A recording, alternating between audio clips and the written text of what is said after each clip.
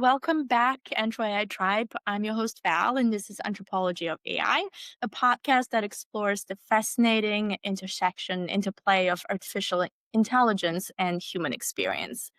I am thrilled to introduce today's guest, Sarah.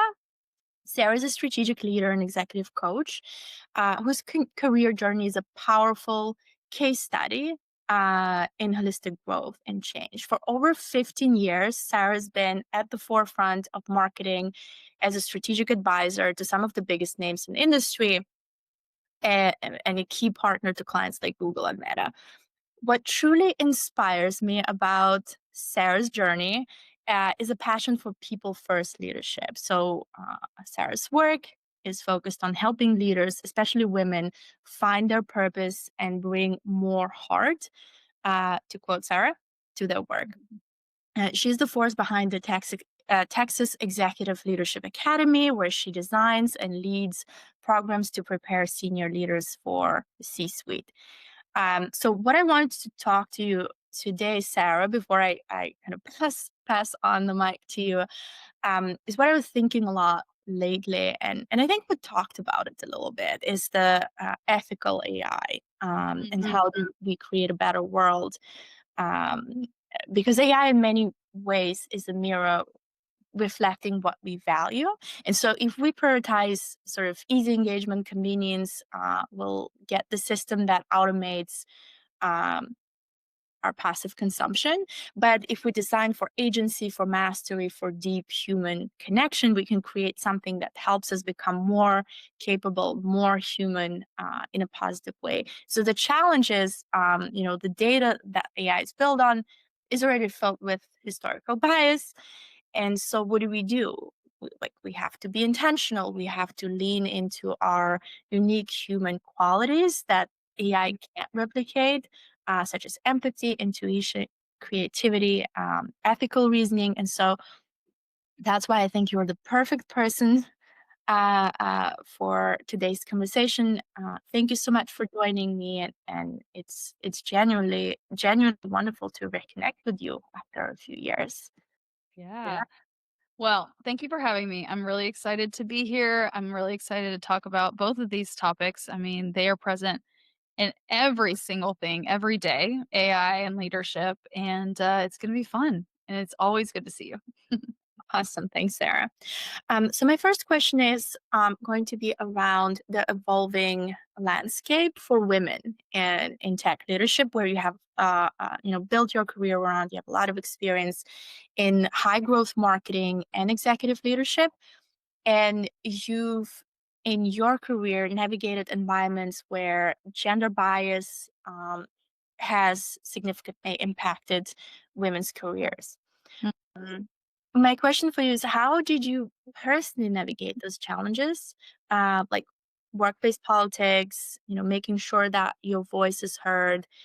And also, the second part of the question is, how do you anticipate that AI will then interplay with these existing biases?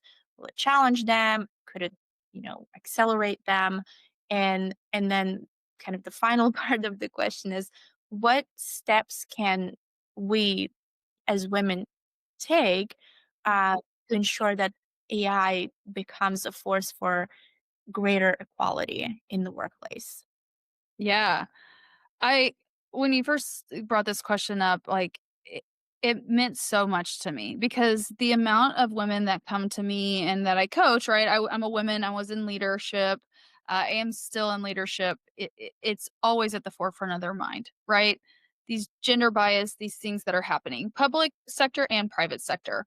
And before I kind of dive in, I want to give a little context to when I'm saying leadership, what that actually means, right?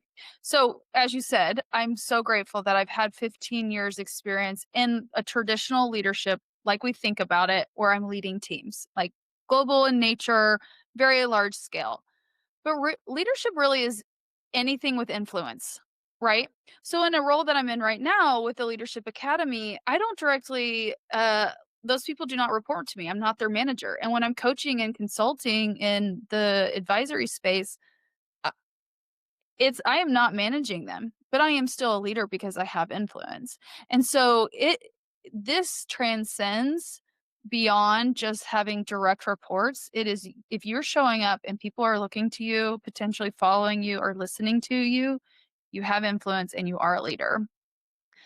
And I really think that when I think back to my experience as a woman in tech, as a leader, becoming a VP by mid 30s, there's a lot of things that I didn't necessarily get right. But there was really three things that grounded my experience. The first, I will say, is relationships are everything. You will not navigate the leadership growth, the C-suite, the gender biases without relationships, right? And your relationship with AI can be part of that, but I also mean the connection with the human, right? They, you know, theorists and experts that are far wiser than me have explained that the more you grow, the more you need people on your team. And something that I really was challenged with in kind of getting over the biases or navigating these environments that were highly political was I didn't necessarily have the skills. But if I had the relationship, that person had the skills, or they had the finesse, or they had less sass than I was going to bring to a conversation. And so when you are looking at all of these relationships as being part of your support system to help you navigate these really challenging moments, that is how you can get through and be successful. The second thing that I think about that women especially really struggle with and why we get to a peak in leadership and we kind of don't grow on that traditional path is we don't outsource our weakness. We tend to try to fix it. And men in leadership know this. It's just natural to them. They capitalize on their strengths. And so when we're capitalizing on our strengths, we can again go to those relationships that are going to help us through those hard parts that we are not able to connect. So if we're in a highly political situation or we have a boss who is clearly overtly showing their gender bias, I'm not going to try to fix and do the things that I need to do that are going to take my eye off the prize. I'm going to bring in somebody who has better skills, who's been there before, who's navigated that, and they can help me interact with that human a little bit better. Right. So I think about this so much, right? Just making sure that we aren't in it alone. Right. Um, The last point that comes to mind for me is that we have to be willing to try and fail. There is no matter how much we try to figure it out, no matter how many relationships we have, how many people have come before us and we listen to them, you have to be able there just sometimes is no guide, right? You have to pick yourself up by your bootstraps. You have to try not to make your mistakes personal. You have to embrace imperfection and you have to try and move forward and fail. Right? And I think that's where, I wish I would have known then what I know now about how AI could have enhanced and helped me in those moments where I didn't necessarily know how to move forward, right? Or I didn't necessarily when I moved forward and I made a mistake and personally I felt bad about myself, I could have had that kind of iterative conversation or thoughtful, dialogue that would have helped me move out of that because the emotions aren't attached to the AI. The emotions are attached to the human. And so sometimes you just gotta chart your own journey, right? And then take that knowledge and learn along the way. So the second part of your question, Val, was really around ethical AI, right? And how we're using it. I use this every day.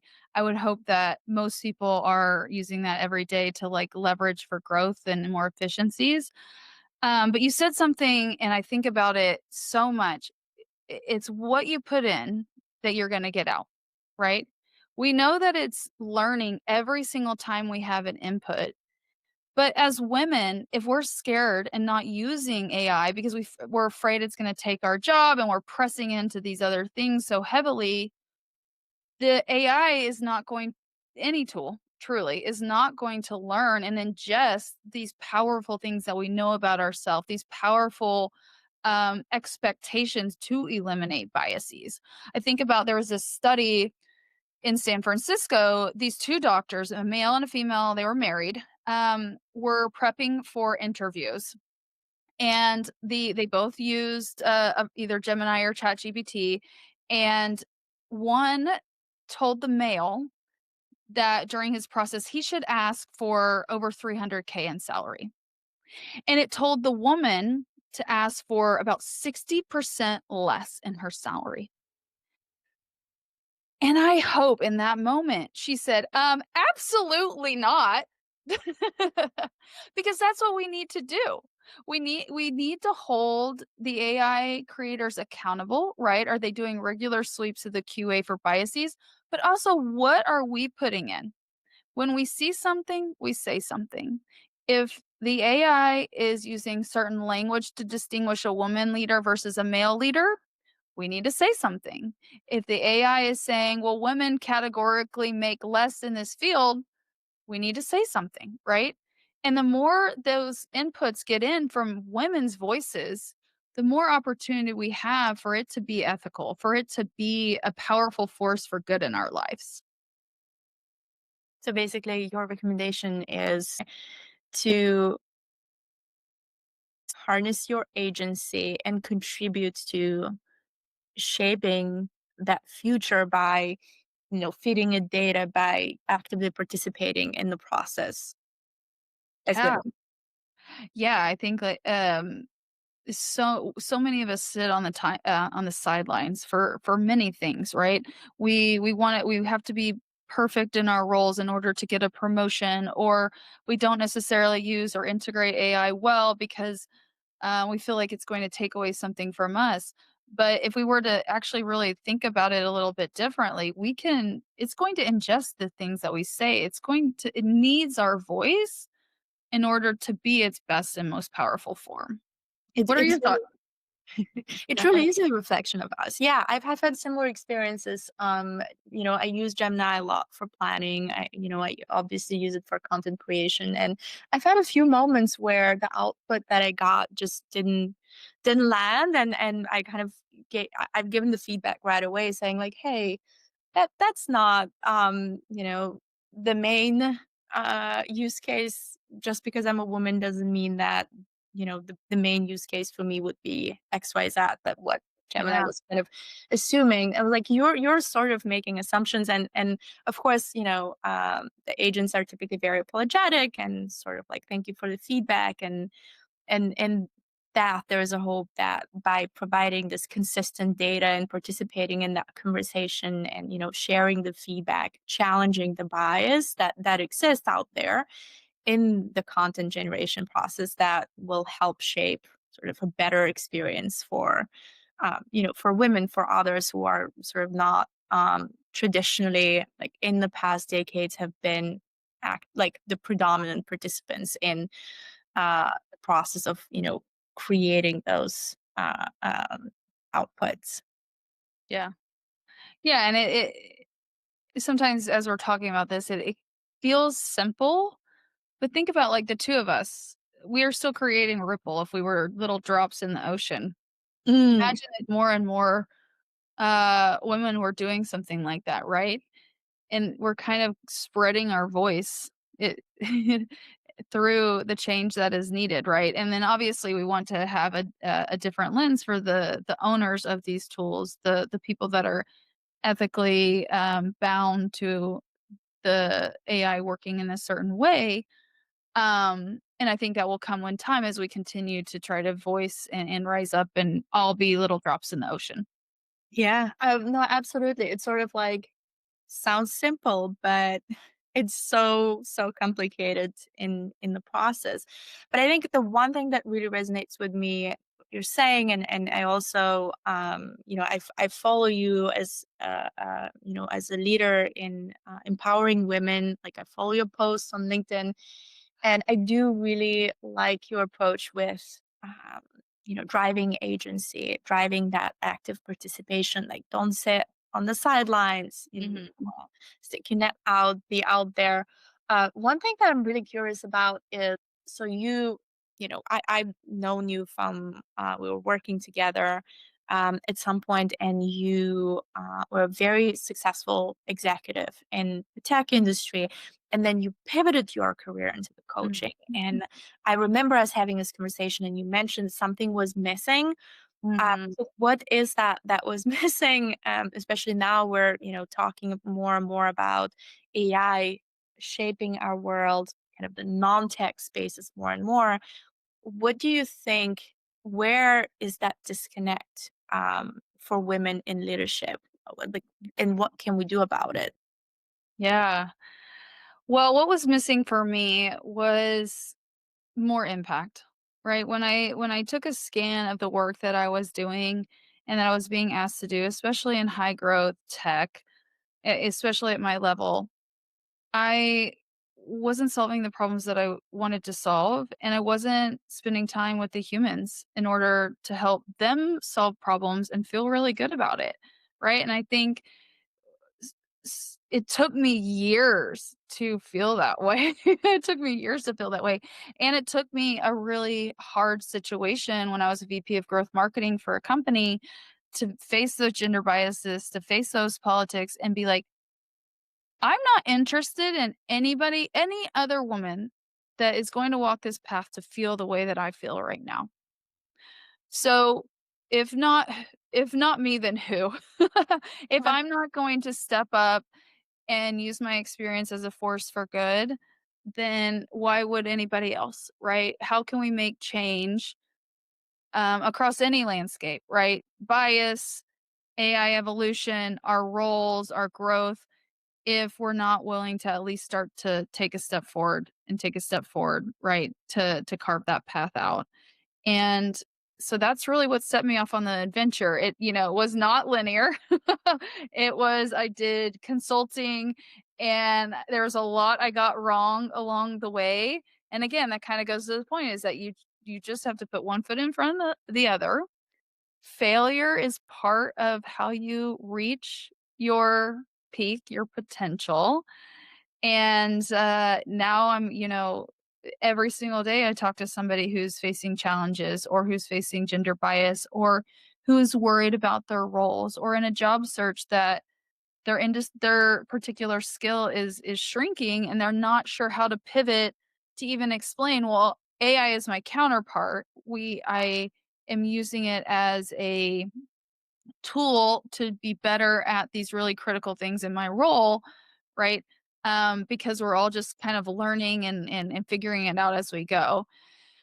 So that navigating of change is really the pathless woods. It is you can have learned all the things and gathered all the tools and read all the books and talked to all the peoples, but sometimes you just got to take a step forward and take another step forward and take another step forward. And I think that's kind of where um, we are in this world and with AI today, especially as integrative tool, is that slower, more deliberate, intentional movement to kind of assess how this is working instead of kind of going balls to the wall and assuming that it's not for us or it can completely replace us.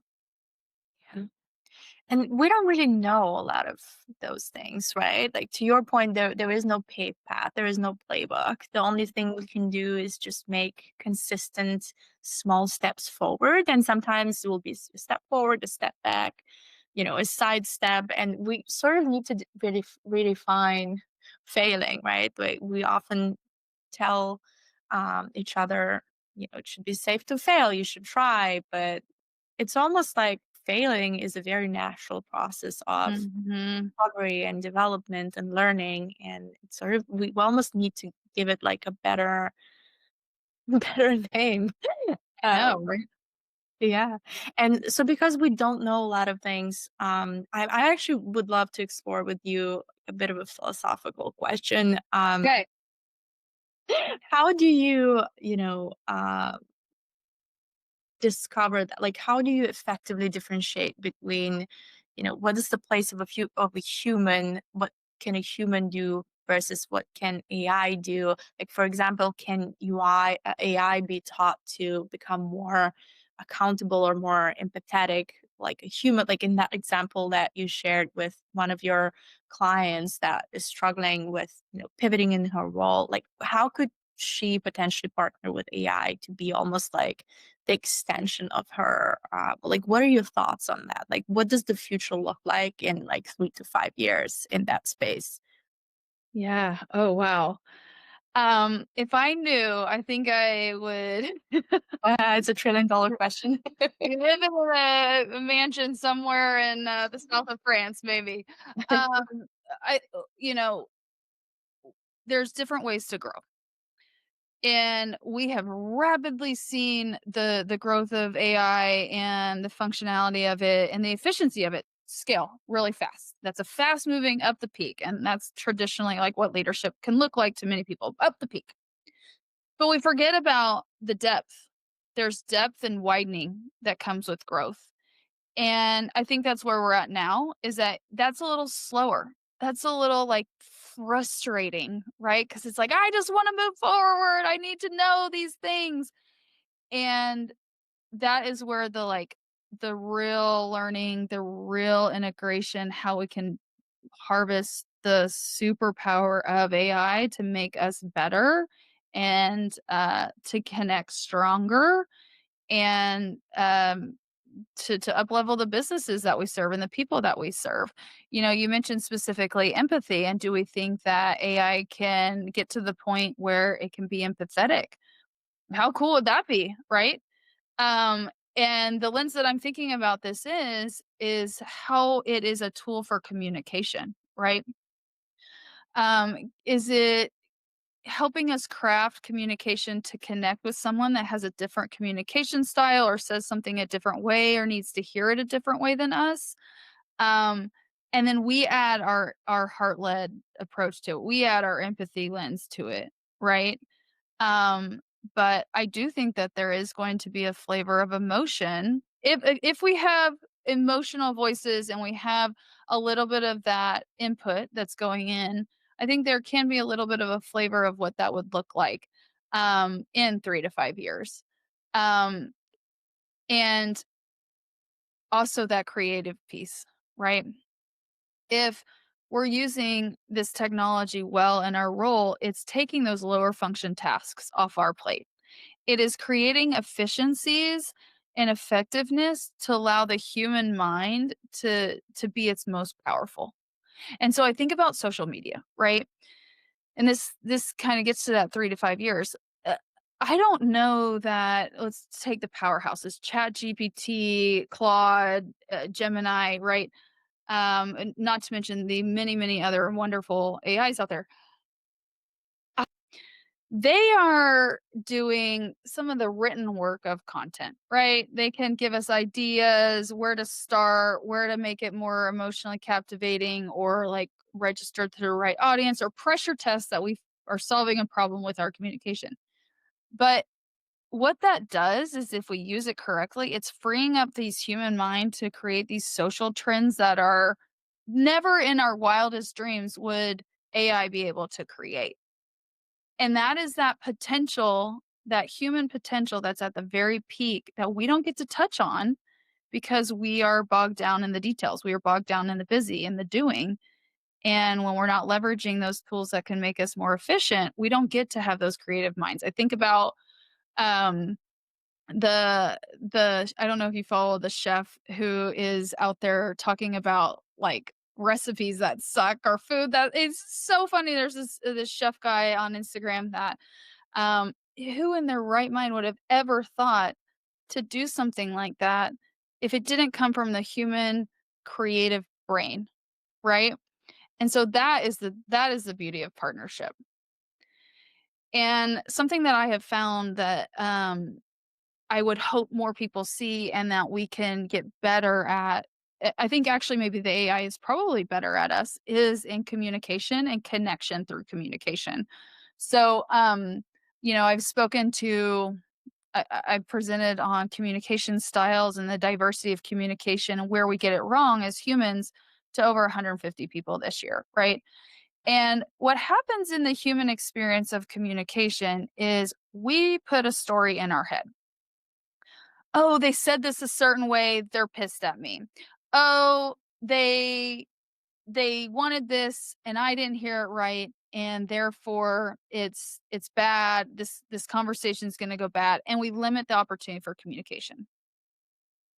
AI does not have any of that context, emotional context. In fact, it doesn't right now discern on those emotions, and if you were to actually try to communicate with AI, it's going to give you something without the story. So for me, I am a driver communication style.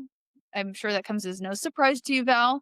I move fast. I get things done. I'm very, forward task oriented. Not a lot of context. Not a lot of small talk. Go, go, go. And I've been called direct and abrasive, and I've really challenged and lost some relationships in that. And when I don't have the answers with my communication style, AI is the one that saves me.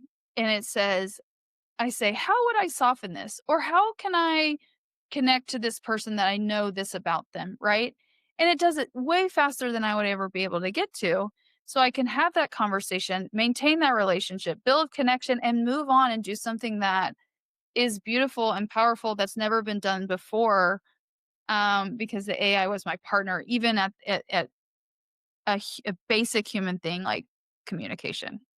That So is an amazing example. I love this example. So it's just talking a lot about, how do we use AI as a tool to elevate the quality of our relationships, of communication, of essentially our being and existing.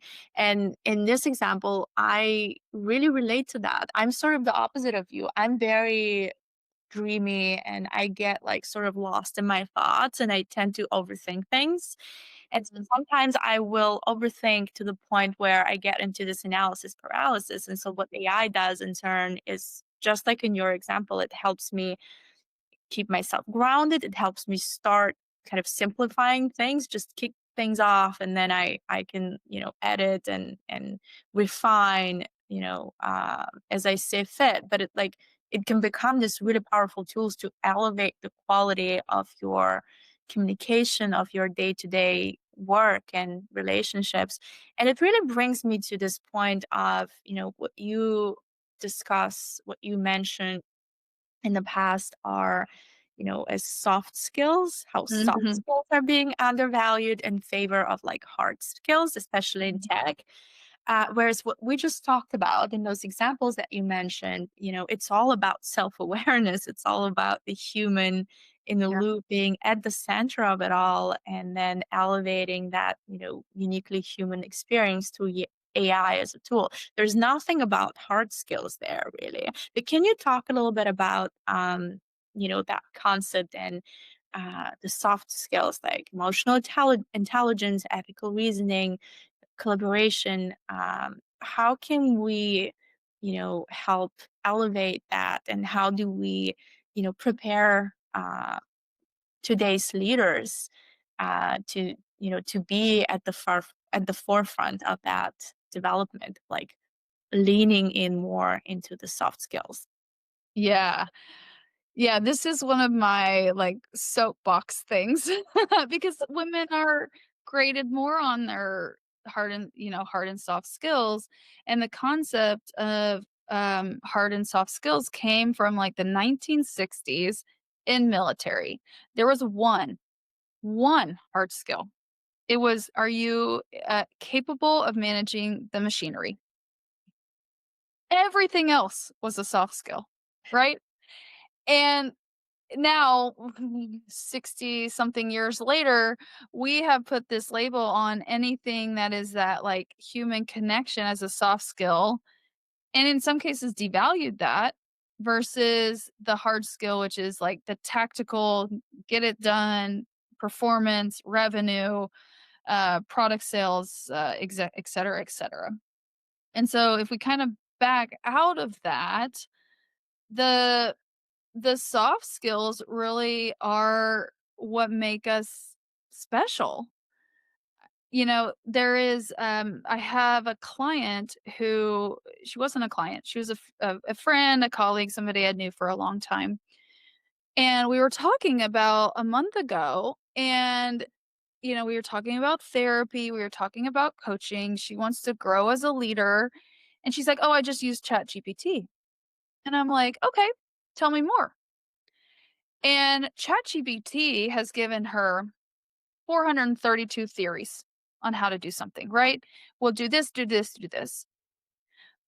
And nothing will replace the moments that you have to lay off somebody that you care about. Nothing will replace the emotions that go into having to make such a hard decision that you know you're going to disappoint somebody. Nothing will be like the experience of seeing somebody flourish because they got unstuck, they were able to solve their own problems, and they are just blooming with empowerment and potential and confidence, right? AI will never ever see that. And it's on us to be able to know when we sit in that emotional need, that emotional, I've experienced this. I've allowed myself to experience this. I've gone through the challenges, and I've had the wrong things, the mistakes. We gotta find a new name for that now. Right, right. I've had these learning opportunities. So I know when to be empathetic versus hold somebody strictly accountable. I know when to push into challenging somebody to overcome in an empowerment lens versus just giving them the tools and letting them run and do whatever they want, right? That experience has to come from the human. That EQ is only built through experience, time, and practice, right?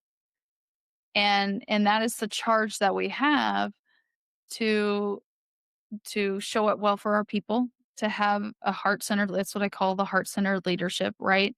And to really make an impact at every level. Because you 100. were Yeah, and people wanna work for somebody like that, right? So then that just kinda trickles downhill. We're gonna be more efficient and effective in our roles, therefore our leadership's more effective, right? We're finding new ways to drive impact with integrating AI into our organization. It just kinda snowballs. 100%. I feel like my next question was going to be, can you share some specific examples, perhaps from, your clients that you've helped or you are helping right now, empowering them to build their personal brand and tell their stories and to better advocate for themselves. How would you recommend that they leverage AI in specific ways? I know you spoke about some of that, elevating your communication, up leveling your the quality of your interactions through outsourcing some of that routine work. Are there any other examples that you can think of that you would like to share? And on the flip side, like, where do you see some of the deployment of AI being a concern, perhaps with regards to the gender equality, equity, and how can female leaders help mitigate that? Yeah. One of the things that I think about most is empowerment, right?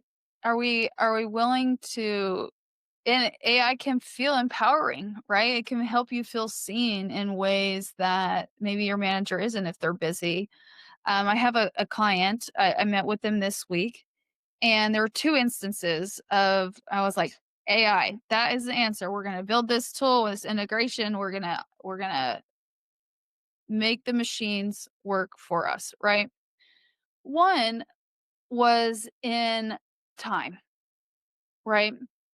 She did not feel empowered to advance her business's marketing. I mean, this is a director, very large company, right?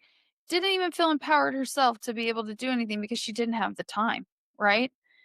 And so by saying now you have me to support you, and also you have this AI, whatever you choose, how can you press in to use it, to feel seen, to ask it, right? Like, what can you do for me? Then putting that together to be able to optimize your time better, right? And so we were able to say, if, I had the conversation, if you were empowered to use this, how much, what would you do differently with your time? And she's like, I would be creating thought leadership pieces for our business. I would be able to be more creative, maybe even have our company go viral with social because we had this really cool idea. And so we actually saw in practice. Over the week, I said, you are not doing a single new thing. Everything is pushed to some sort of AI tool, and we kind of set that up. It was a few different options. We did like a creative AI for PowerPointing where it ingested her information in her brain, created something beautiful. We did a content AI, and then we also did integration points where from a sales process, it was learning and finding new people to go and shoot marketing campaigns towards. And with that, when we met from Monday to Friday, she had come up with 4 new full creative campaigns. One of them had already launched. One of them was already performing at a pace that was gonna be about 10 times better than any of the other things that they had already done on social media.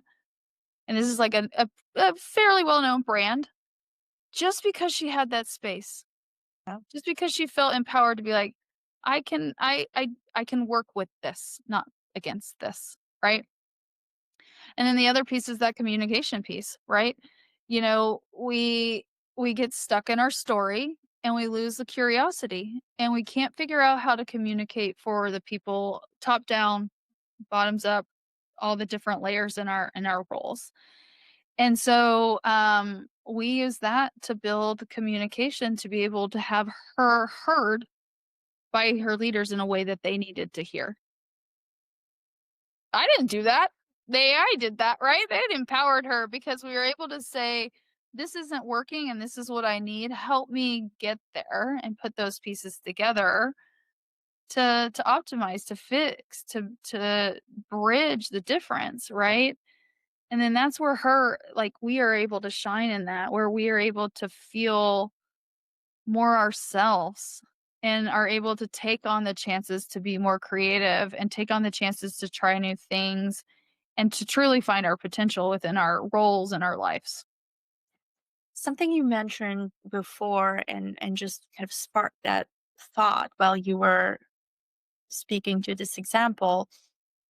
As a female leader, um, finding ways to outsource some of the things that are either time consuming or perhaps just not your forte, right? Like find ways to fill in the gaps where, perhaps that's like not your favorite thing to do, or, maybe you need more specific expertise.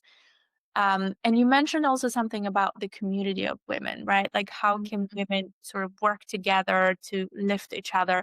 Can you speak a little bit more to that? And specifically, we also talked about ethical AI and kind of like how do you mitigate or how do you reduce that gender inequality?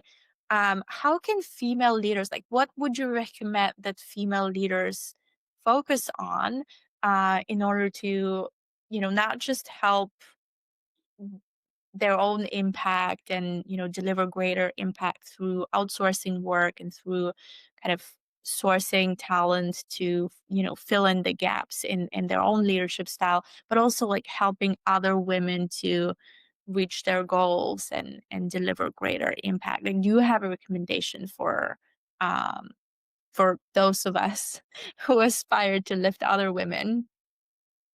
Yeah. Um, what has worked for me, and again, by no means do I get it right all the time, but what has worked for me and where I've seen the 2 points that when women and leaders get it is on curiosity, right? How am I oh, instead of the story that you're telling me, you're asking me to do this, you don't care about me, you don't see that my time's being wasted?" Asking. what did you mean by that?" Or, "I feel like my time isn't well used. Are you seeing that?" Right? Like, a simple lens of curiosity is so lost in our society today and is how we connect, right? Um, and so outside of curiosity, I think the second thing is just listening. Again, it feels so simple. It's so hard. Think about how many times we're sitting in a meeting, we're slacking, we're looking at email, we're trying to listen. Oh, this person said this. Oh, I got to look at the report. When is my turn to go on the MBR, right? Oh, our phone's going off because our kid forgot their lunch at school, right? We we are not in an environment where we can listen. And AI's got that, right? That's its entire job is to ingest and to listen to everything out there. And if we were to take that on a little bit more, just 1% more, right? What would we hear that others need? What are the problems that they need help solving? Where are they stuck? And then where do we come in to kind of help provide that guidance, that coaching, that hey, I've been there. My path isn't your path, but let's walk this together and figure out what's right for you. So I think those 2 things, that curiosity, like really tapping into that and listening, right? Just being present and showing up and kind of channeling our best AI self right there of like, what are you really soaking up? Every single word, everything that's not said too, that kind of active listening and body language. And both of those take time. It is so And powerful. Yeah. It's so powerful because it's simple to your point, but I think that the tricky part is really just, those very simple things that feel natural, kind of like soft skills, but are so sophisticated and full of nuance. For Mhm. example, being present.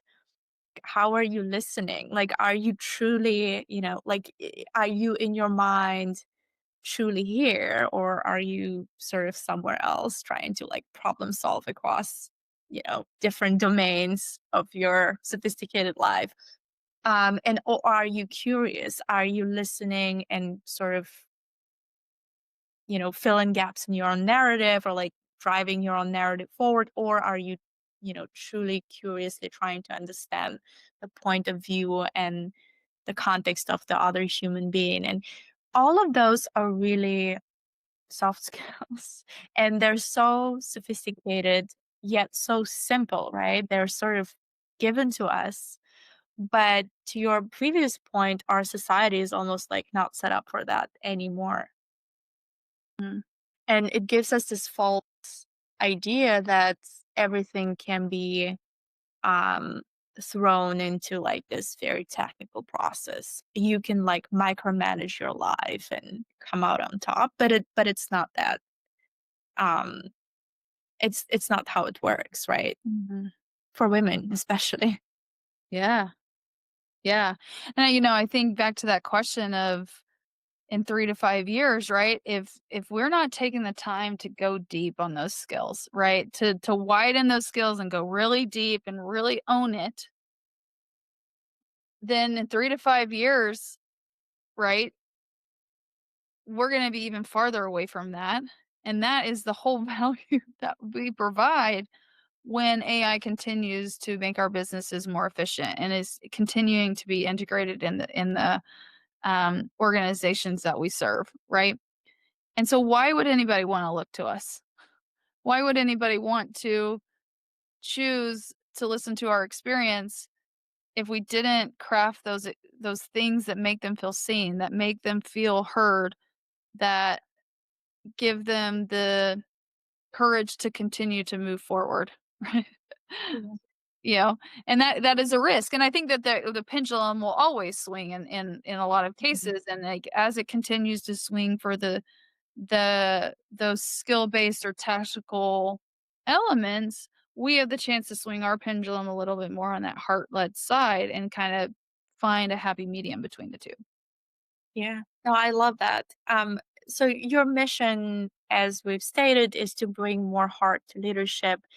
And as you mentioned, the pendulum swing, and there's increasingly automated environment and the world that we live in, how do you go back to that hard and especially for the busy leaders who are, you know, very spread very thin, scrambling for times? How do you advise? How do you coach them and mentor them to go back to that human connection, focusing on human strength, and other than just get sucked into that tactical realm of technical solutions versus a holistic view of people and leadership? Yeah. This is a really hard one, and I will say this is something that I constantly, try to continue to work on my practice and myself in my leadership role. I have a mentor. Her name is Allie Levin. She can call us heads on sticks, right? There's no heart there if we're just heads doing all the things, analyzing, overanalyzing, right, and processing, and have no heart, right? And the heart is what allows us to not go it alone, because as leaders we know that we're better with others, right? It helps us to be able to know when to press into someone's experience and challenge them to kind of reach that potential, or get unstuck, right? It's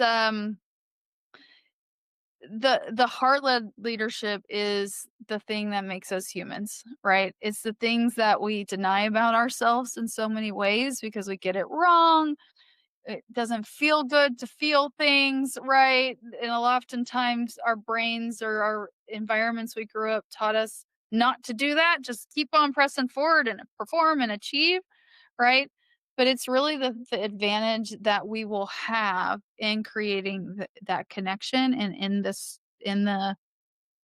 the strength that we have to show up for others, right? And when we talk about that as a leader, that's a leader we're following, right?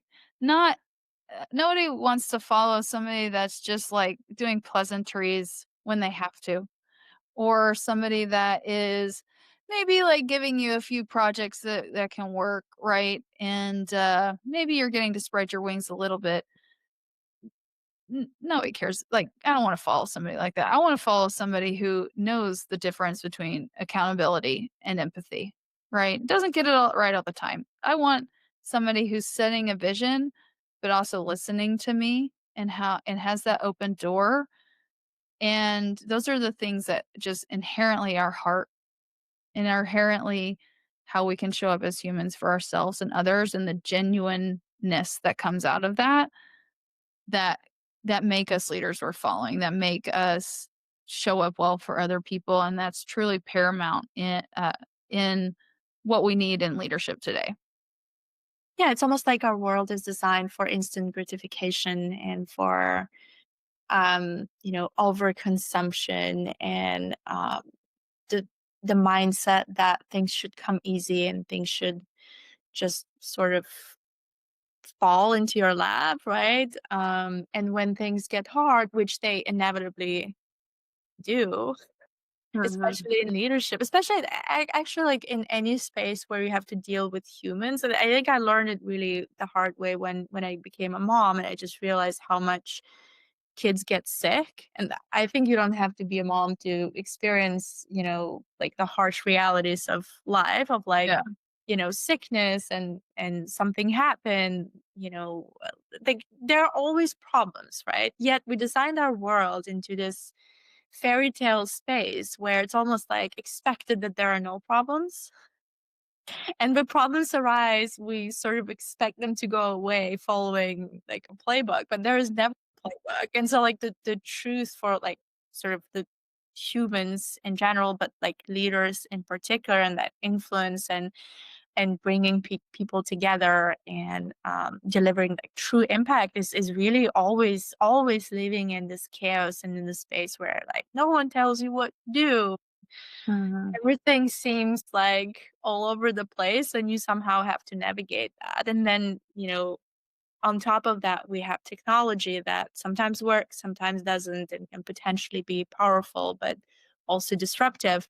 Um, And it really brings me to that point you raised previously on, building the community and kind of going at it together, right? Like that's sort of the ultimate power of leaders, is bringing people together and not just Mhm. kind of, "Oh, okay, I'm like floating on top as a balloon, but everything around me is sort of detached from me, right? Mhm. Like true leadership is you know building and activating that community. So, as a board member for empowering women as leaders, you are involved and deeply involved in fostering the mentorship and the community.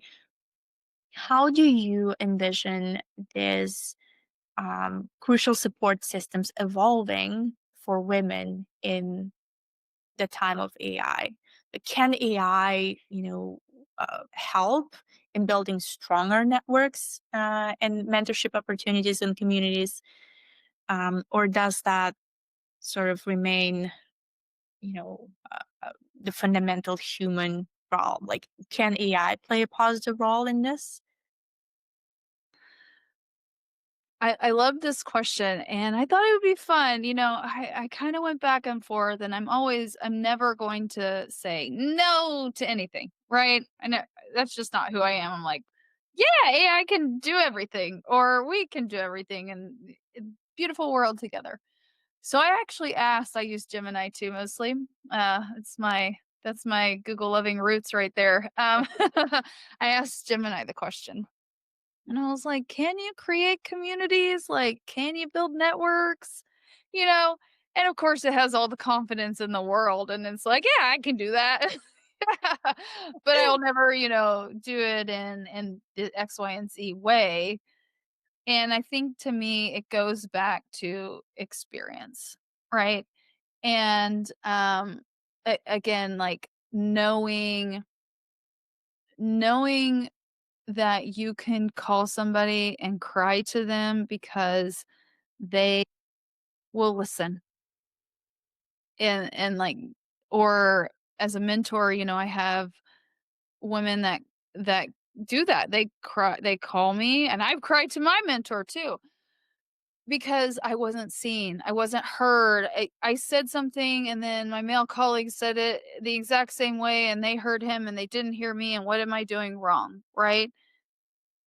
The AI can create the structure and the system. It's on us to make it so. It's on us to make our experiences and the connection and seeing others the actual art of the community, the beauty of the community. Um, so yeah, this was a question that I have no idea, and I'm always my brain's now like, how can I set a community up here for with AI, and then add the cherry on top, which is those actual connection pieces. So, I hope we come back to this, next time we talk, because I'm gonna have to figure out what that looks like. But right now, to me, it really is on, the human side, the especially from a mentorship, and it's this nonprofit is non-traditional aged women who are going to school for the first time.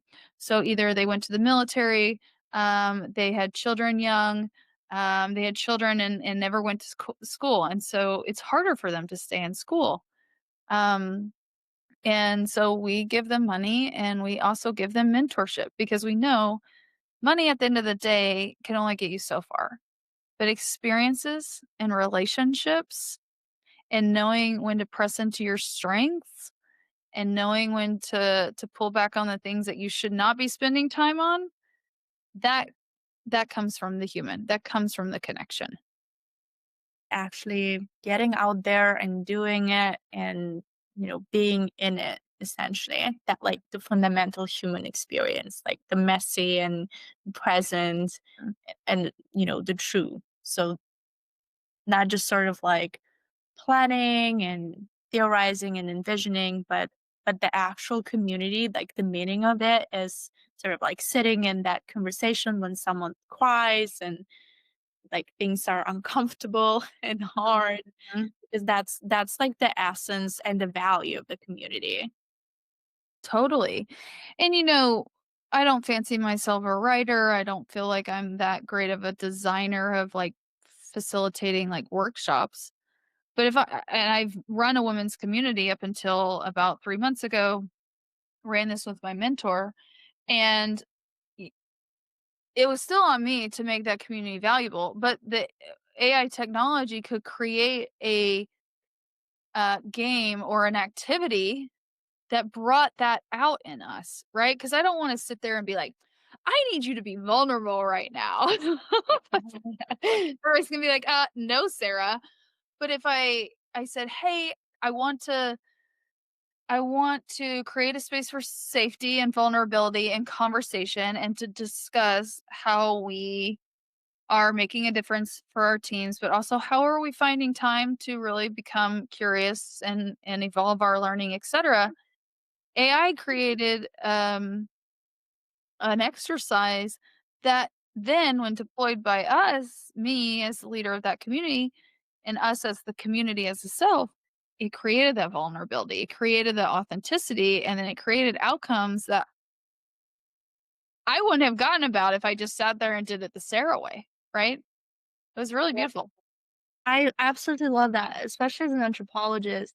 So much of the human, like the true development, like when you reach a breakthrough, it comes through a ritual, or what is a ritual? It's actually like a gamified experience, right? So you essentially you're playing. And so having access to an AI tool that will pull in the data from like millions of different communities with examples of like how they gamify things, and feed you that example, and then you can take that and put it in practice. Oh, but here is the most important part.